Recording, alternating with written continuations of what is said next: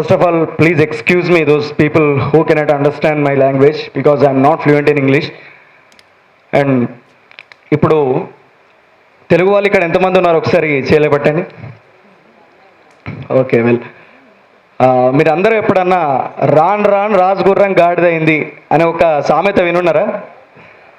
ఈరోజు దేశం లోపల ప్రభుత్వ వ్యవస్థ కావచ్చు, విద్యా వ్యవస్థ కావచ్చు, అదే విధంగా ఉంది. ఎందుకంటే నూతన జాతీయ విద్యా విధానాన్ని ఇంత పర్టికులర్గా మనం వ్యతిరేకించాల్సినటువంటి అవసరం ఏముంది అంటే, మొన్న రామాలయం అనేది ఇనాగ్రేట్ జరిగిన తర్వాత ఒక ఇన్స్టాగ్రామ్లో ఒక వీడియో వచ్చింది. ఏంటంటే ఒక చిన్న పాపకి వాళ్ళ తల్లి నేర్పిస్తుంది అన్నట్టు.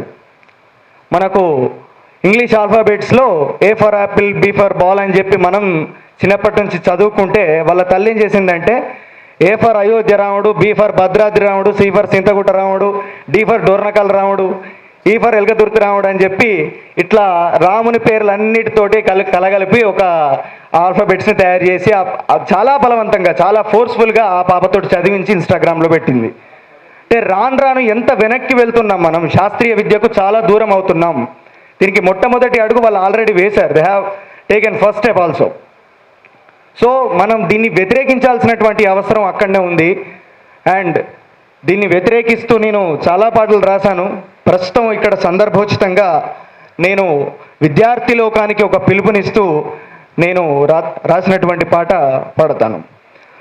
రావోయి తమ్ముడా విద్యార్థి యోధుడా, రావోయి తమ్ముడా విద్యార్థి యోధుడా, ఉద్యమాలు కొత్తగా నీవో యుద్ధ వీరుడా, నిరుపేదల విద్య కొరకు సమర శంఖమూదగా, నిరుపేదల విద్య కొరకు సమర శంఖమూదగా, సమయం వచ్చిందిరా సన్నాహము చేయరా, రావోయి తమ్ముడా విద్యార్థి యోధుడా. కూలి చేసే పేదలకు చదువెందుకంటున్నాడు, చదువెందుకంటున్నాడు, ఫీజులను పెంచివాడు చదవకుండా చేస్తున్నాడు, చదవకుండా చేస్తున్నాడు, నాణ్యమైన విద్య కొరకు నిధులియానంటున్నాడు, నిధులియానంటున్నాడు, ప్రొఫెసర్ల పోస్టులను భర్తీ చేయనంటున్నాడు. రాజ్యము ఇది రాజ్యము, మతోన్మాద రాజ్యము, రాజ్యము ఇది రాజ్యము, మతోన్మాద రాజ్యము, మనిషిని మనిషిగా చూడని మనువాద రాజ్యము, మనిషిని మనిషిగా చూడని మనువాద రాజ్యము, సమానత్వం అన్నది సహించలేని రాజ్యము, సమానత్వం అన్నది సహించలేని రాజ్యము, ఈ నియంతలను ఎదిరించే అనంత విశ్వాసముతో రావోయి తమ్ముడా విద్యార్థి యోధుడా, ఉద్యమాలు కొత్తగా నీవో యుద్ధ వీరుడా. మనం మధ్యలోనే చదువులను ఆపేయాలని, మనకు శాస్త్రీయ విద్య అనేది దక్కకూడదని, మనల్ని పూర్తిగా విద్యకు దూరం చేయాలని పేద వర్గాలను చాలా కుట్ర చేస్తున్నారు మనువాదులు.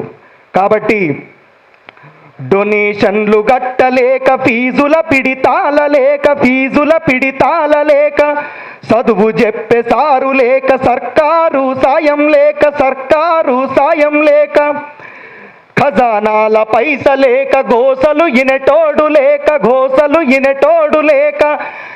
ఏం చేస్తాం మనం? ఒకవేళ ఫీజులు పెంచినప్పుడు అదేవిధంగా మనల్ని చదవకుండా చేసినప్పుడు, ప్రొఫెసర్లు సబ్జెక్ట్స్కి చెప్పడానికి లేనప్పుడు మనం ఏం చేస్తాం? చదువును ఆపాల్సినటువంటి పరిస్థితి వస్తుంది.